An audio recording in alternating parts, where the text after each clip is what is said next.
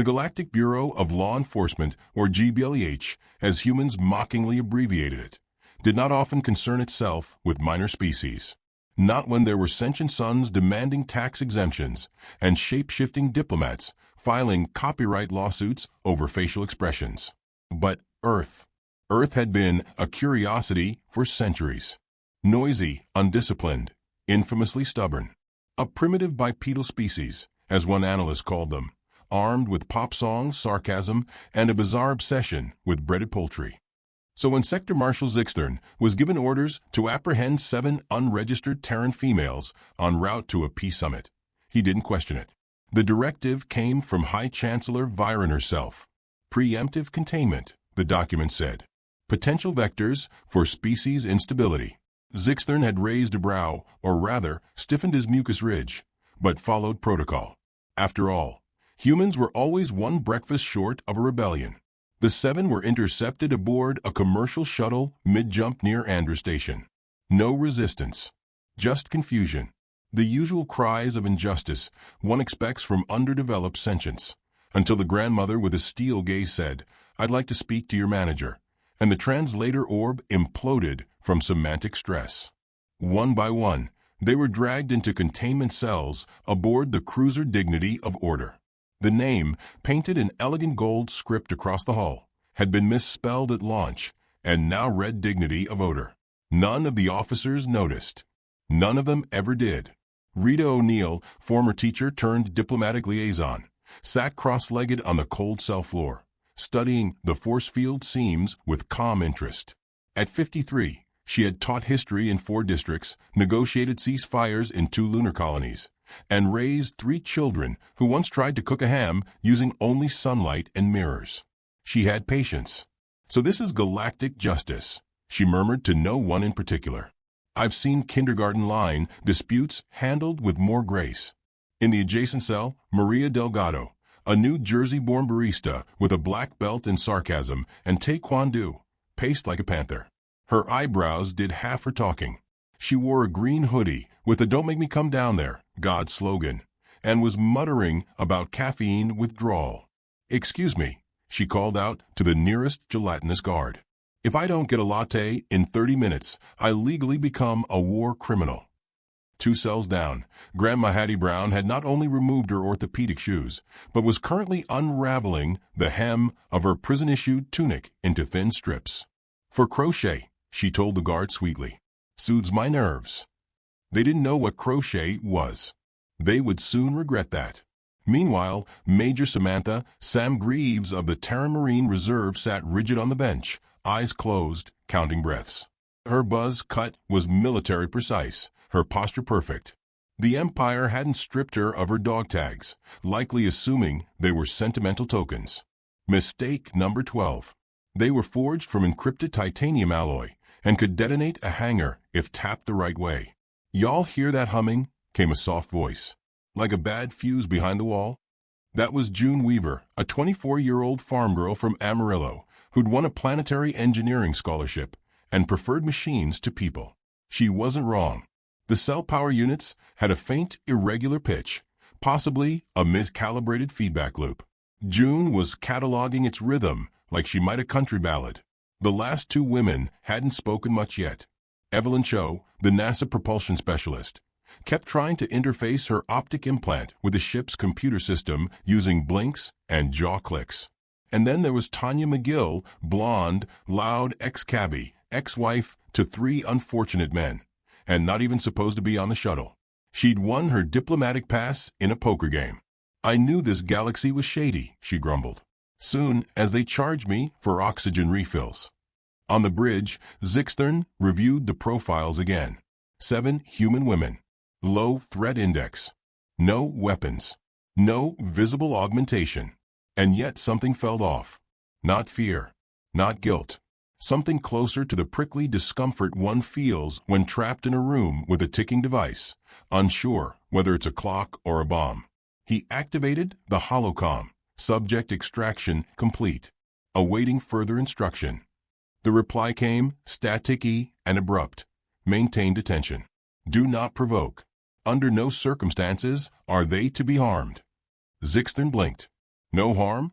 Then why the force fields, the sedatives, the full security lockdown? He deactivated the comm and turned to his first officer. Humans are odd creatures, yes? Lieutenant Nax, a being composed entirely of translucent cubes, wobbled in agreement. Indeed, sir. They once declared war over tea. Down in the brig, Maria kicked the force field again. I swear, one more hour in here, and I'm writing a Yelp review. We're not going to solve this by yelling, Rita said patiently. We need to stay calm, stay observant. Sam opened one eye. They've underestimated us. Because we're women, Evelyn added. Because we're humans, Sam corrected. They've read our files, not our hearts. Back on Earth, alarms were sounding in NORAD's subterranean war chamber. General Hank Mallory was halfway through a breakfast burrito when the red light began to spin. He leaned over the console, reading the dispatch. 7 civilian detainees. 0 due process. Species, human. Threat level, classified. He frowned. Wren, he barked. Get me the president. In her office, President Evelyn Wren watched a paused rerun of The Golden Girls as her assistant ran in. A second later, she was on the line with every world leader who'd ever called her a nurturing liability. She smiled politely as the transmission beamed into the room. They took our women, she said calmly. That was their last mistake. Hank Mallory took over. Initiate Operation Mama Bear. Sir, said a technician. You heard me. Code red. No restraint. Full diplomatic override. They'll think we're overreacting, the technician mumbled. Mallory stared him down. They took a barista, a grandma, and a Marine. That's a recipe for galactic disaster. In orbit, the dignity of order adjusted course. Prisoners were to be relocated to a high-security asteroid near the Empire's inner ring. What the crew didn't know was that Hattie Brown had already created a crude lockpick from her shoe buckle. June had memorized the power cycle intervals, and Rita had formed a psychological profile of the guard rotation schedule. They think we're scared, Maria muttered. They think we're weak. No, Rita said. They think we're manageable. Sam cracked her knuckles. Let's show them they're wrong. 3 hours later, when the internal lights dimmed for the sleep cycle, the women sprang into motion. Crochet wires completed a circuit bypass. Tanya faked a seizure, drawing 2 guards close enough for Evelyn to disable the lock with a heat pulse from her implant. The door hissed open. 7 women stepped into the corridor. 1 in slippers, 2 with makeshift weapons, 1 holding a pastry tray like a shield. Let's go ruin someone's day, Maria said. They moved quickly, surgically, like a team trained in chaos. Down one corridor, they found the control hub. Sam dropped 2 guards with pressure points. Rita began accessing the NAV logs. June pulled a screwdriver from her boot. Outside, stars spun silently past the viewport. Within, alarms began to rise, confused and late. Zixthern sat upright in his sleep pod, eyes wide. They've escaped. Sir, the humans. I heard you. And yet, there was no terror in his voice. Just realization. It was the sound a person makes when they finally connect a long line of ignored warnings. Far below, on Earth, satellites shifted. Weaponized stations came online. Rick Astley began broadcasting on all galactic frequencies. The human response had begun. Inside the ship, Hattie had found a comm device. She tapped it twice, cleared her throat, and spoke gently into the void. To whom it may concern, she said. We're coming home, and we're bringing company. And in that moment, across half the galaxy, 100 species turned toward Earth with new eyes. Not curious, not amused, worried. The dignity of order shuddered. Somewhere in the Empire's vast hall of history, a scroll would one day be written. It would not begin with royalty or revolution. It would begin with 7 human women in steel cells. And the phrase, this was their first mistake. Section ends. Continue to Section 2. Houston, we've got a war declaration. Commander Rita O'Neill leaned over the console inside the hijacked control chamber of the Dignity of Order, her expression unreadable under the pale blue lights. The buttons were labeled in an alien language that resembled melted SpaghettiOs. But systems were systems, and Rita had taught 7th grade boys how to use calculators. This couldn't be harder than that. Behind her, Maria Delgado was scanning the confiscated personal effects. They kept my gum. Monsters, she muttered. Major Sam Greaves was already fortifying the corridor entrance. She'd barricaded the bulkhead with 2 control chairs, a broken energy rifle, and Hattie Brown's orthopedic handbag, reinforced with metal plates from a wall panel. You sure this thing has a transmitter strong enough to reach Earth? Evelyn Cho asked, dragging a half-fried communications unit into place. If it doesn't, June said, wrist deep in circuitry, I'll make it. A pulse shot through the floor. The ship had shifted again. Tanya McGill, still holding her jury-rigged stun baton, paused. Anyone else feel that? Either they're trying evasive maneuvers, or someone just flushed the wrong gravity tank. Sam didn't look up. They're trying to regain control. Won't work. We need to send a message, Rita said, her tone sharp. Not just to Earth, but to the entire galaxy. Maria smirked. I've got a mixed tape for that. No, Rita said. Something direct. Something they can't ignore. Across the void, Earth's orbital defense grid came alive. The moment the Dignity of Order's emergency beacon pinged the system, NORAD intercepted it. Within moments, General Hank Mallory stood before a tactical wall crowded with blinking alerts, holding a mug that read, World's Okayest General. He took one long sip and nodded to the young comms officer. Patch it to the president. In the White House war room, Evelyn Wren stared at the holographic table without blinking. The image of Rita O'Neill appeared in grainy blue, behind her the flicker of sparks and distant alarms. This is Commander Rita O'Neill. We have seized the vessel that held us unlawfully. Our team is intact. Minimal resistance. However, she paused, glancing back at the others. We are surrounded by Imperial space and heavily outgunned. Wren inhaled, slow and deep. We hear you, Commander. Are you requesting extraction? Not yet, Rita replied. We're requesting authorization. Authorization for what? Mallory cut in. Escalation. There was silence on the line. Rita continued. They didn't just kidnap us. They violated treaty, attacked civilians, and declared, whether they meant to or not, open hostility against humanity. We need to respond. Hattie's voice rang from somewhere off-screen. Tell them we want our coffee back, too. Rita added, we're done being underestimated. Back in the war room, Wren looked to Mallory. Thoughts? I say we give them the green light, Mallory said.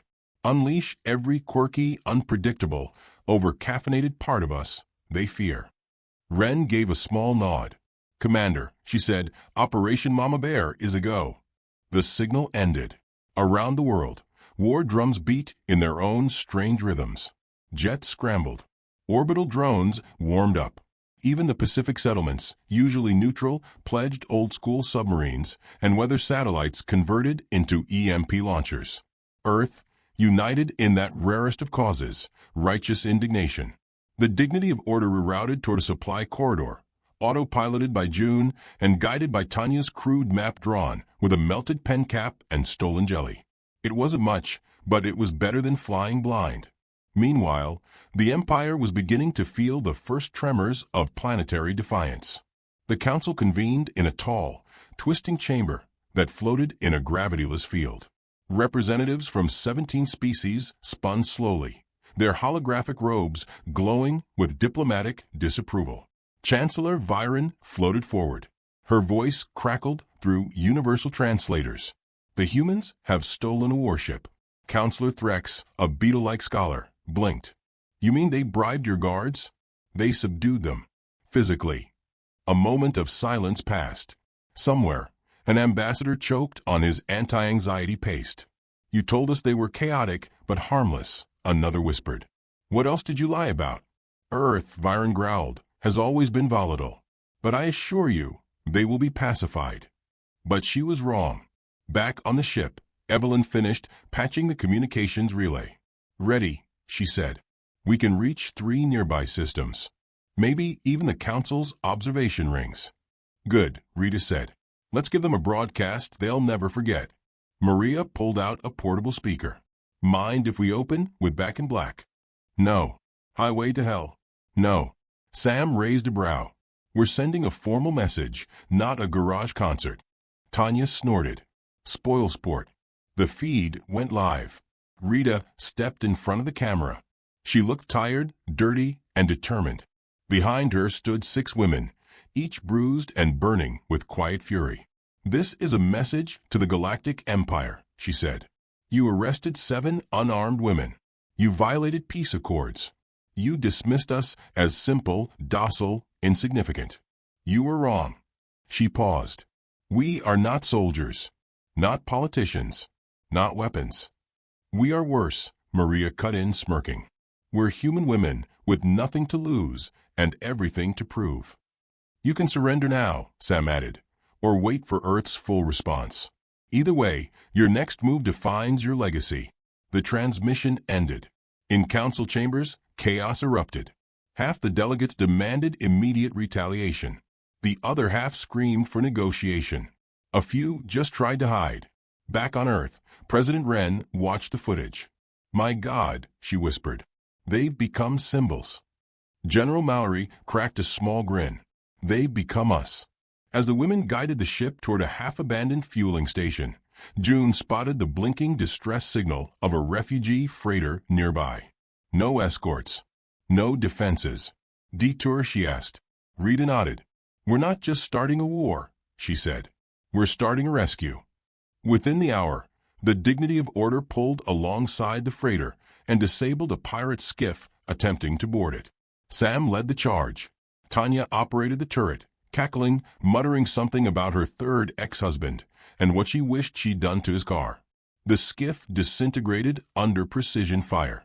The freighter crew, an odd blend of alien farmers and merchant drones, sent a signal of thanks, along with a crate of what appeared to be dehydrated noodles. Universal currency, Maria said, tearing one open with her teeth. As they resumed course, Evelyn replayed the galactic news. Reports of human aggression. Warnings to evacuate all Terran diplomatic zones. One grainy photo of Maria throwing a chair was now a meme titled, When Earth Says No Politely. It's working, Rita said. They're afraid. Good, said Sam. Now we keep going. The fuel station loomed ahead. Unmanned. Lit only by flickering beacons, and a welcome message translated incorrectly to please laugh. You are now being observed.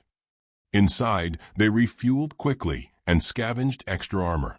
June adapted a drone into a coffee machine.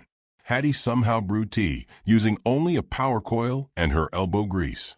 The team sat in the mess for a moment. Tired. Quiet.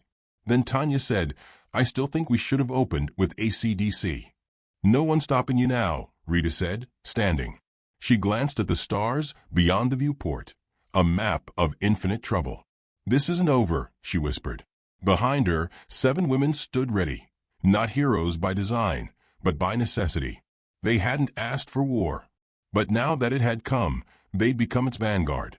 And Earth was about to follow. Far behind them, in the council chamber, Chancellor Viren received word that the ship had not only escaped, but had engaged in humanitarian rescue and was now broadcasting a declaration of intent across 4 systems. She stared at the screen, color draining from her face. The humans were no longer prisoners. They were the spark, and the fire was just beginning. The Dignity of Order tore through Sector 7G's unregulated shipping lane, half its hull repainted with a sloppy human slogan in spray foam. Free the women. Fear the purse. Inside the command bay, Maria Delgado piloted like a woman possessed, sunglasses on, foot up on the console, chewing a cinnamon stick like it was a cigar. This is either the best day of my life, she muttered, banking hard, or the start of my intergalactic felony record. Behind her, June Weaver adjusted the external comm system's pitch modulator, while blasting Thunderstruck through a frequency the Empire reserved for emergency evacuation orders. The effect was instantaneous. 4 Empire scout ships bailed from their patrol zones, screaming in diplomatic Morse. Another one bites the dust, Tanya McGill crowed, gripping a modified mop handle topped with a taser head. We're making the galaxy weird again. Sam Greaves stood at the center console, arms folded, scanning for threats. Her eyes locked onto a new blip, an incoming carrier-class destroyer. It dwarfed them by mass and power. If it fired, they'd be gone in a blink. "They're hailing," Evelyn Cho reported. "Protocol sublayer, highest priority." Rita O'Neill exhaled and stepped forward. "Let's see what they have to say." The projection burst into life. A scaled, amphibious diplomat, blinking slow and deliberate. His voice translated with a bored drawl. "You are trespassing in Empire-controlled space. Power down immediately, and prepare to be boarded." Maria held back a laugh. "They always make it sound like an invitation." "Tell them no thanks," Rita said. "But do it politely." Evelyn toggled the comms. "On behalf of the independent and slightly pissed-off citizens of Earth, we decline your offer to be boarded, disarmed, or lectured." The alien's pupils narrowed. "You are escalating a conflict you cannot win." Hattie Brown appeared behind Rita, adjusting her bifocals. "Child," she said to the screen, "you just declared war on Texas, Grandma, and the 1990s. We got nothing left to lose but our patience." The line went dead. A second later, the destroyer fired. The beam seared past them, close enough to shear their starboard stabilizer. The ship jolted sideways. Rita braced herself, barking orders. "June, reroute power to the shields."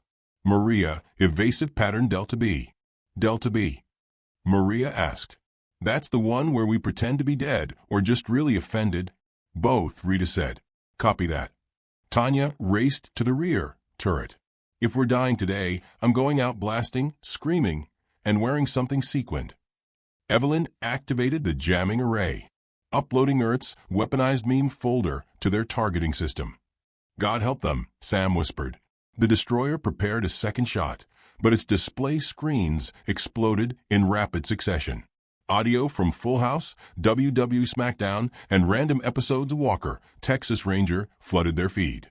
The ship stalled, confused. "They're trying to analyze the memes for hidden code," Evelyn said, smirking. "They're looping conspiracy threads now." "Show 'em the dancing baby," June added. Back on the destroyer's bridge, Captain Urich screeched at the chaos. "Why are their communications so illogical? What is Bazinga? And why is it flashing in red?" His second-in-command whimpered. "Sir, I think they weaponized nostalgia."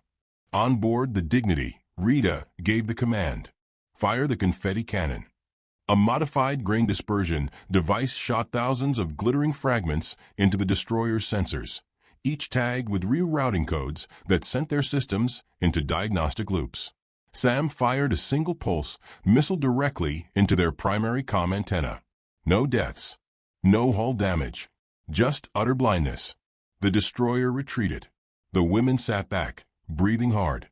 Maria whistled. "That'll teach them to underestimate synchronized girl math and grandma logic." "We won't always be this lucky," Rita said, brushing a scorch mark off her jacket. "We're not relying on luck," Sam replied. "We're relying on chaos." They landed briefly on Vex for a black market repair moon that didn't ask questions. Tanya negotiated with a toothless amphibian in 3 Earth accents, and one interpretive dance to secure hull plates and protein packs. June overhauled their cooling core using a salvaged fridge compressor and duct tape. Maria found a crate of Earth items smuggled and dusty, cassette tapes, cowboy boots, a box set of fresh prints. "Jackpot," she whispered. Back on the ship, Hattie sat with Evelyn in the mess, sipping a cup of makeshift tea. "I was a girl in Mississippi when the first probes launched," Hattie said. "We used to think space was going to save us from ourselves." Evelyn smiled softly. "We went to space and brought ourselves with us." "Young folks like you always think it's about building something new," Hattie murmured. "But sometimes surviving means reminding folks what not to forget." The door hissed open. Rita walked in, her face drawn. "The Empire just put bounties on our heads," she said. "Top priority. Live capture." Sam followed her in. "They've also blocked all transmissions to Earth. They're isolating us." "Then we don't give them time to tighten the net," Rita said. "We stay loud, stay mobile. Next target, broadcast tower on Salient Prime." "That's a major military relay," Sam said. "We hit that, they'll send an armada." "They already did," Tanya said, smirking. "We turned it into an art project." That night, before departure, each woman sat alone for a moment. Quiet, reflective. Maria stared at a photo of her nieces. Evelyn whispered a prayer. June rewired a combat drone into a music box. Sam sharpened her combat knife with measured strokes. Hattie stitched a patch onto her jacket. Don't start none. Rita looked up at the stars and murmured, let them come. Their assault on Salient Prime wasn't elegant. It wasn't even particularly strategic. But it was fast, creative, and devastatingly human. June hot-wired the planetary gates using a modified Game Boy. Maria hot-dropped Tanya from orbit with a parachute and 2 frying pans. Sam and Rita led the frontal distraction, flares, recordings of Elvis, and Earth's official declaration of war. A montage of sitcom theme songs, overlaid with a line Rita had recorded herself. You thought you knew us, but you only knew our silence. Within hours, the relay was disabled. The system's news feeds blared Earth's retaliation and showed grainy footage of a grandmother disabling 2 guards with a purse and a coat hanger. The Empire tried to spin it. Terrorist elements, they said. Unstable humans. But the footage said otherwise. The calm voices. The non-lethal methods. The civilians helped, not harmed. The galaxy had seen wars. What it hadn't seen was revenge served with duct tape, glitter, and sincerity. On their escape vector, the women intercepted a cargo vessel carrying political prisoners from Earth. They boarded, overrode the locks, and freed the captives. Maria gave a teenage boy her old Walkman. It only plays Bon Jovi, but that's all you need. Sam handed a young mother a helmet.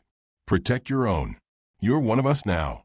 Hattie gave an elderly alien poet a roll of butterscotch. You don't have to understand. Just remember. As they left the system, a ping rang out. A coded message. Hidden. Earth's voice. President Wren's image flickered into life. She looked tired, proud, and fierce. Ladies, she said, you've got the whole galaxy watching. Whatever you do next, make it count. The screen faded. Rita stood in the center of the bridge. Her crew, her sisters, stood with her. Next stop? Tanya asked, cracking her neck. Rita looked at the star chart. The heart of the Empire was still days away. Reinforcements even longer. She smiled. Next stop, she said, we raise a little more hell. And with that, the ship shot forward. 7 women carrying a planet's pride and every ounce of misunderstood fury. War had been declared. Now it would be understood. The dignity of order, now unrecognizable, repainted in neon streaks and patched with scavenged armor plates, hovered in low orbit above the council moon of Jurnex Prime. 7 Terran women stood aboard it, each worn from battle, each changed in ways they hadn't yet spoken aloud. From the command deck, the blue marble of the diplomatic moon glowed beneath them like a quiet invitation, polished, neutral, deceptively peaceful. Rita O'Neill rested her hand on the comm panel, her expression stern. Her other hand clenched the edge of the console, not from fear, but from the effort of keeping still. Her voice had been broadcast across the stars. Her words, reasoned, clipped, righteous, had sparked something Earth hadn't dared hope for. Fear, respect, and finally, an invitation. I'm not sure we should trust it, Sam Greaves muttered, crossing her arms, her eyes on the hollow feed, showing the delegation chamber being prepped below. We didn't fight our way here to walk away at the door, Rita replied. Still feels like trap, Maria added, resting her boots on the side panel. I didn't survive 3 space battles, 2 bounties, and a jellyfish assassin to get zapped during a peace handshake. They won't try anything, Evelyn said. Not now. Not after the footage. Not after what we've done. The footage had gone viral faster than Empire sensors could contain it. Clips of the prison break, the glitter-infused sabotage of an Imperial cruiser, the rescue of hostages, the speeches. The grandmother with the purse. The barista with the sarcasm. The Marine who fought blindfolded. The teacher who stood in front of the Council's largest weapons array and didn't flinch. Earth hadn't launched war in the traditional sense. It hadn't dropped planetary bombs or triggered system-wide extinction pulses. It had fought the way only humans could, with improvisation, defiance, and a little bit of mischief. It had made them unpredictable. and unpredictability to the Empire was the one thing they didn't know how to crush. Tanya smoothed down her freshly ironed jacket, half military, half sparkly dinner vest. "So what do we ask for?" Hattie Brown, who sat nearby adjusting her scarf, didn't look up when she said, "We ask for what they tried to take from us. Dignity, safety, a bit of silence now and then." Rita turned from the window. "And justice." The shuttle descended. The council hall was cavernous, its ceiling impossibly high, held aloft by columns of pulsing energy. Light shimmered on every surface. The seats of power, a horseshoe ring of alien representatives, were filled. Some wary, some humiliated, some too afraid to speak. The 7 human women walked in unescorted. No armor, no weapons, just presence. Rita stood at the center of the chamber and waited. The Chancellor's voice echoed from above. "Earth, you have the floor." Rita didn't bow. She didn't blink. "You invited us here to speak. But we've already spoken. We've spoken with our actions, with our resistance, with our refusal to be handled." Murmurs rustled through the chamber. "You took our sisters," Rita continued. "You thought we'd stay quiet, that we'd process it with diplomacy, therapy, maybe some strongly worded letters." Sam stepped forward. "Instead, you saw what happens when you back human women into a corner." Tanya raised her hand. "Spoiler alert. You get glitter bombs and trauma counseling," Maria added, "and a few bruises on your finest ships." "We're not here for revenge," Rita said. "We're here for terms." Chancellor Viren, visibly smaller than in previous transmissions, rose. "State your demands." Rita took a breath. 1. Full recognition of Earth's sovereignty and status as a diplomatic equal. The chamber stirred. 2. Immediate release of all detained Terran citizens across your systems, regardless of classification. 3. Evelyn said, her voice cutting through like cold water. An apology. A pause. Public, June added. And sincere. Like from the chest. 4. Sam continued, galactic legislation outlawing the use of preemptive aggression based on species profiling. Maria leaned in. 5. Mandatory retraining for your enforcement branches, with a module taught by Hattie Brown. I turned to Hattie. She smiled like a woman who'd once raised 7 children through war, economic collapse, and a misfiring pressure cooker. "I accept," she said. 6. Rita finished. An interstellar cultural exchange. One Earth custom chosen annually to be observed in every member system. "And we get to pick it," Tanya added. "First one's barbecue. Second," Maria grinned, "a Golden Girls marathon." With commentary. There was a beat of silence. Then something strange happened. One of the ambassadors, half crystal, half air, made a small gesture of acknowledgement. Another, a feathered diplomat from the avian worlds, bowed slightly. Chancellor Viren stood. "And if we refuse," Sam stepped forward, "then you go to war with Earth." Rita met the Chancellor's gaze. "Not with our armies. With our spirit. With our stubbornness. With every teacher, mother, student, and engineer who learned how to fight because you taught us what happens when we don't." The silence deepened. And then Viren, surrounded by centuries of tradition and trembling bureaucracy, did the one thing no human expected. She bowed. Slow. Deep. "We'd accept." Cheers erupted from some corners. Others sat in silence, uncertain of what had just changed, but aware that something had.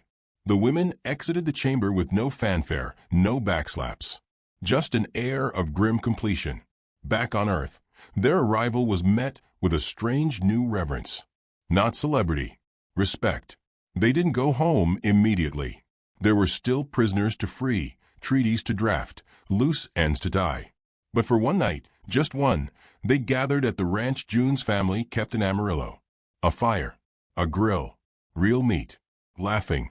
Watching old TV shows on a flickering portable screen with a busted antenna. Maria brought out a bottle of something labeled for emergencies and celebrations. Sam leaned against the porch rail, watching the stars.